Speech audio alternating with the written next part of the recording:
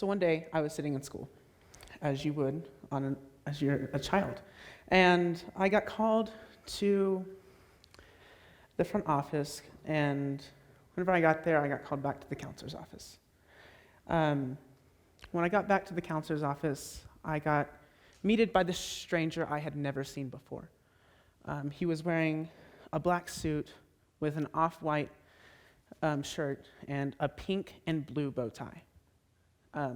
He had a scruffled beard, and he was a little bald on top because he was kind of old, honestly. But he came in and he picked me up from school and he said, "We're taking you to this place called the Hamilton House to ask you some questions." And when we got there, we got asked questions like, "What have you seen in your house and what has been going on?" And I told them straight up, I was like, "There's been a lot of sexual, mental, and physical abuse going on in the household." And later that day, my siblings arrived, my 3 younger siblings, and they got asked the same questions. And they asked me, "Xander, what's going on?" And I had to face the truth. And that was, I didn't know, and I had to tell them that.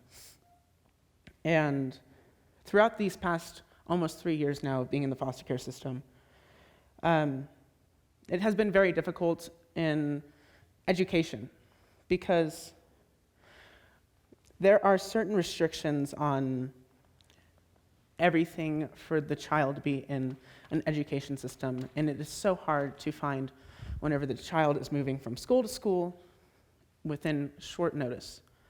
And there's this crazy statistic that you guys know that you are more likely to graduate homeless than you are as a foster youth. And I looked at that statistic and I thought, that is crazy. Us foster youth who are in the system, who are supposed to be part of the law and part of the government system and everything, I think we should have a higher education, shouldn't you guys? And also, on the same paper that I was looking at, it showed the Colorado SAT scores. Foster youth were ranging 800. You may think that's a pretty good score, but compared to non-foster youth students, they're ranging 1,000. That's a 200% gap. And when you go to a schooling system that requires you to score at least an 800 to graduate, that is very difficult for those kids that score 785. They don't get to graduate. And that's messed up. Just because, and these are 2019 statistics. Just imagine what has happened over the past 2 years. I bet you those scores have gone down. And that's not going to be fair to the children, is it? It's not, because they're not going to get to graduate. Now, my second problem is funding. The McKinney-Vento Act provides funding for clothing and transportation and everything of the sort for homeless to get to school. And we as foster youth don't have those same laws regarding them. Did you know that the minimum that they start foster care providers at is $500 in the state of Colorado? Do you think that's enough to raise a child in the state of Colorado, where tax percentages and tax brackets are insane? No, it's not. Because you need funding for clothing, you need funding for food and transportation to get the kid from wherever it needs to go, especially if they're transferring from school to school, and just, it's outrageous. And you have to think to yourself, why is it like that? And the reason it's like that is because there's not laws protecting us. $500, that doesn't get you very far, does it? It doesn't. And many of you parents know that they say, I think it's 10 million to raise a child, I think? No, it's a million, yeah, somewhere around those numbers. But it's a lot to raise a child because they're expensive and they need medical needs and just everything. And if they had better funding for foster care providers, I think we would have more foster homes. And you have to think, more foster homes means better opportunities for children. And you may think, that's a good idea, but what happens if that extra increase in funding increases it, but only for the people that are in there for money? And you have to think, what are we going to do? We're going to increase training for those foster parents to make sure that they are there for the child. Because isn't that what we want? We want people that are there to help the child be successful. And we want to make sure that we, as people, are continuing to grow the system. Now, this is actually the third part, and that's the daily lives of us foster youth. I have known so many people who have transferred from home to home, school to school, and it's outrageous because let's take this as an example of somebody I actually know who I'm not going to name. We'll call them Susie for now.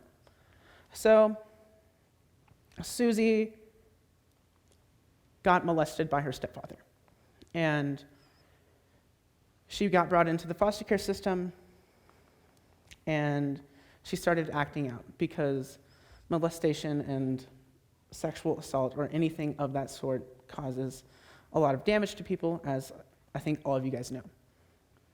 So she acted out at one house, and she got sent to the next, and to the next, and to the next.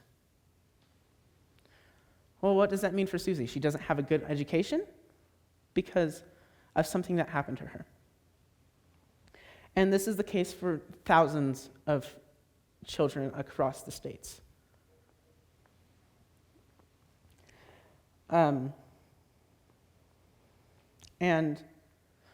we'll use another example. His name was Bob. We'll call him Bob. He got an interstate compact, which means that he could go live with his aunt in, let's say, in Florida. And in Florida, his aunt and uncle couldn't take care of him. So what did they do? They dropped him out in the streets because they couldn't take care of him and they weren't a good fit for him. And you have to think, that's crazy. It happens, people. It does.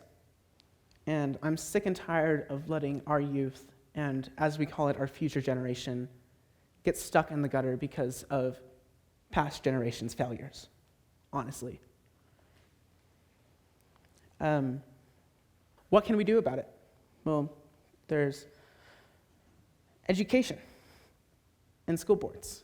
They can increase professional development for teachers to identify struggles of foster youth or even identify a foster youth. Legislators. We all know that there's a huge stigma about legislators, but there was actually just a law passed the other day. The law stated that each foster youth in the state of Colorado will at some point receive a tracker, which is basically a counselor that will follow one kid individually from one school to another if they have to move schools, so they don't have to switch between counselors. And I think legislators can increase funding for that, and they can increase funding for just foster providers in itself, and to create laws that actually mean something for everybody in the system and out of it. And the third is the department themselves, the Department of Child and Family Services. what they can do is to make sure that the child is always in the right state of mind and that they're going to go someplace that they're loved and that they're going to be successful. And we want that because we deserve better. Thank you.